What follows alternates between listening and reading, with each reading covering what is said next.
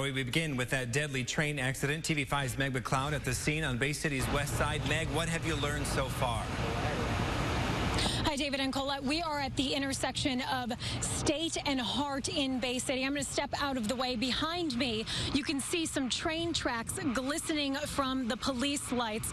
Police tell me, the deputy director of the Bay City Department of Public Safety tells me a 26-year-old man was struck and killed by a train this evening. They received the call at about 8:17 p.m. And at this point, preliminary investigation reveals they do believe it is accidental. Now, just about an hour ago, I spoke with a woman who was third in line, so right behind where you can see the police officers right now. She was third in line waiting for the train to pass, and here is what she saw. As I'm waiting for the train to pass, I notice in the distance there's a gentleman walking. I can see through the train gaps that somebody was walking. He all of a sudden disappeared, and I'm still waiting on the train. They finally started moving. As soon as it started moving, the gentleman dropped from the train right in front of the middle of the railroad tracks and just kept getting ran over.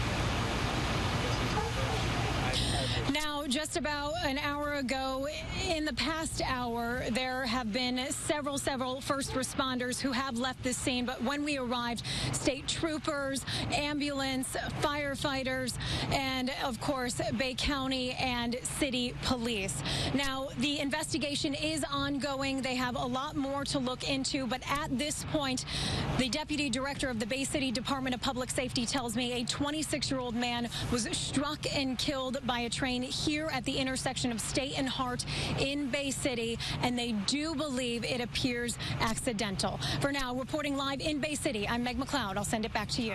Tonight, the I-Team shows the difficult path to recovery by someone who fought the battle and won. There it goes. Like many working moms, Blaine Adams juggles many titles. Beep, beep, beep. Her proudest, though, Mom, one that potentially saved her life. He's funny, he's smart, he's my miracle. 2-year-old Harrison doesn't know it yet, but every bath time, every family outing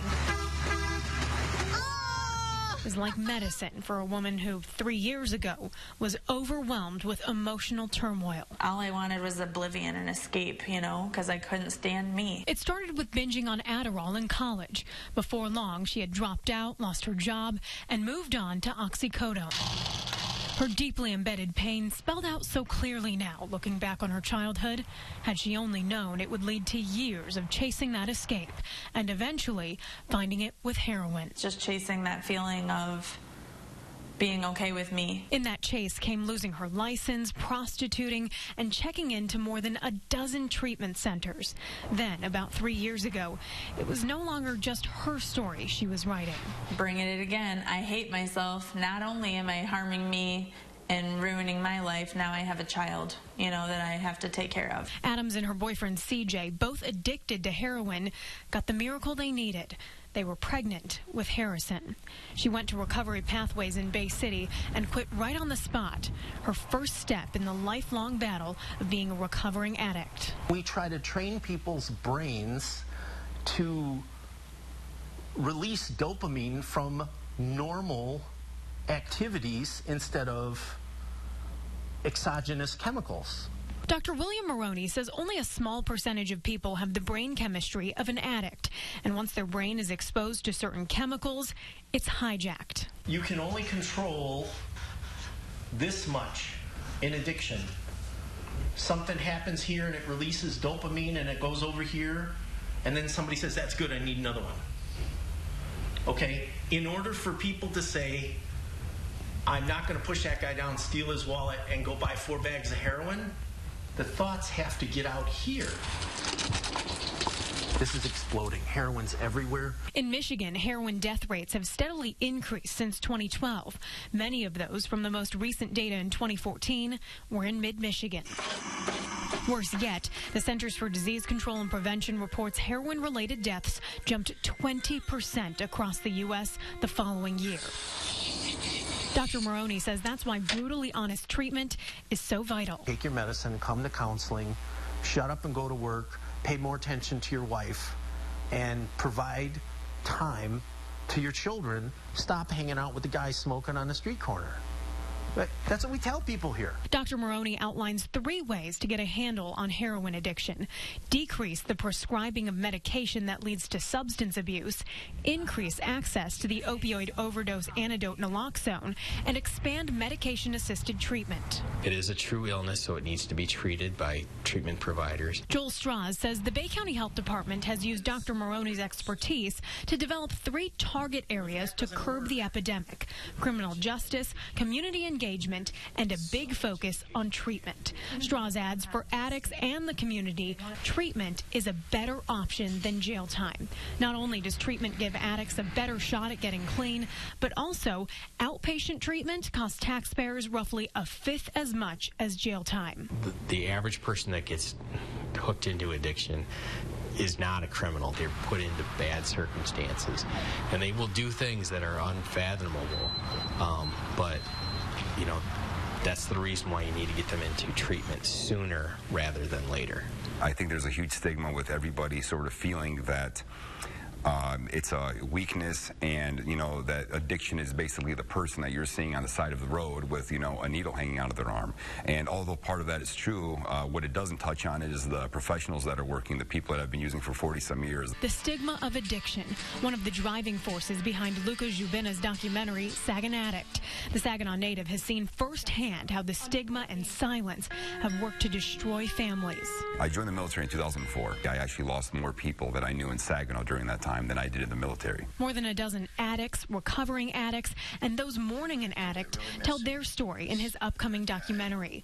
And one of those is Adams.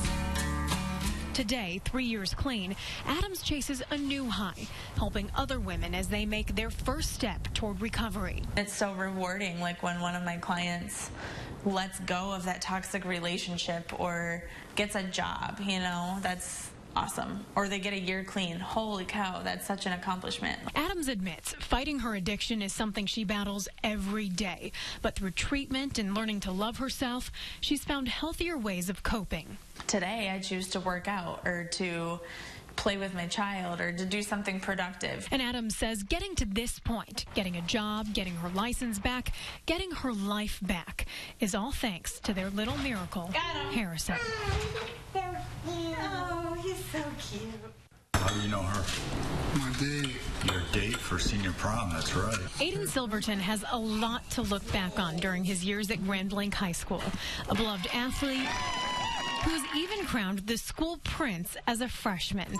Next week, he'll score another achievement: graduation. Like many of his classmates, he'll be going off to college, something his parents never thought possible. A year ago, I thought I saw him home indefinitely, and certainly when he was diagnosed and we absorbed all this, I mean, nothing close to what he is today would we have ever imagined, really. Aiden lives with Fragile X syndrome, a genetic intellectual disability. And when a parent finds out that, you know, they have a special need that probably won't include college, you mourn the loss of that dream. But then when you find out that there are these life programs sprouting up across the country, hope sprouts within you as a parent. You think there's a chance, you know, that they could go on and live more independently than they would at home, that they might experience as typical a college experience as possible. Think College, an organization dedicated to higher education opportunities for those with special needs, estimates there are about 149 college programs for students with intellectual disabilities in 2009. That's now up to 264. However, that number shrinks dramatically for students like Aiden, who are at around a first grade reading level. Clemson Life offers just what Aiden needs at Clemson University in South Carolina. It's highly competitive, with an acceptance rate lower than Tufts and Georgetown's. His parents didn't think he'd get in. We kept rehearsing how we would tell him this news. My husband and I just kept rehearsing. In March, they got the letter. Aiden scored one of just 12 spots out of 74 applicants. It was a moment like I can't compare it to anything. Over the next few years, Aiden and his classmates will learn life skills like cooking and cleaning, get a job, take classes, and participate in many of the traditional college experiences. Go to football games, join Greek life, and live with roommates. Like most college-bound kids, Aiden can't wait. You excited to graduate? Yes, I am. So yeah. And like most parents, Mom Jen is filled with mixed emotions. I'm mostly excited and so appreciative and honored that he got into the program. You know, the mom in me struggles with the distance, and I struggle with nobody's going to take care of him like I do. But what I need to remind myself is that I'm not sending him somewhere for someone else to take care of him. I'm sending him somewhere else to learn to take care of himself as best he can. I can't imagine pulling away. I really struggle with that. I just can't imagine driving away. For now, Jen and Dad Kimball are soaking up each moment with their first to leave the nest. Good luck at Clemson, Aiden. They hope Aiden will be embraced just as much in his new community as he is here. Whether you can spell or read or do math, when you know that you wake up every day and that you're included and accepted, that is a whole different place to be. And that is really what has launched him. It really is.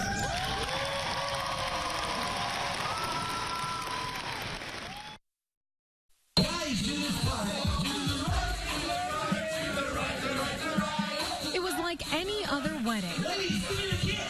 DJ Dean Rush of Rush Entertainment pumped up the party this weekend. With the first 3 songs, dance floor is packed. Everybody's having a great time. When the photographer leaned over, we have a medical emergency. Well, I think, what does that mean? Sprained ankle, medical emergency. Tony, a wedding guest, had collapsed.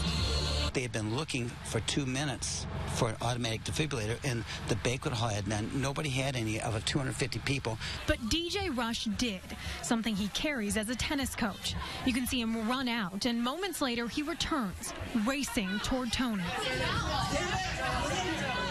Several of the wedding guests, who happen to be doctors and nurses, worked on Tony as DJ Rush tried to mediate the scene.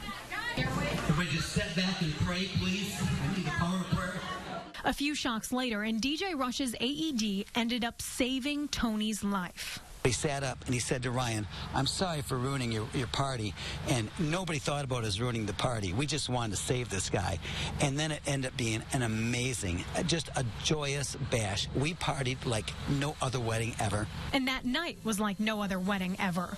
He says after DJing at more than 1,500 weddings, this was a first. And while DJ Rush says he couldn't be more grateful he made that investment in an AED, he says, don't call him a hero. I just happened to be the right guy at the right place at the right time.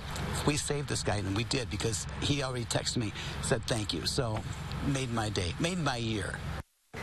DJ Rush spoke with the family and said doctors are still trying to confirm the exact cause. As of yesterday, he was told Tony should be out of the hospital soon.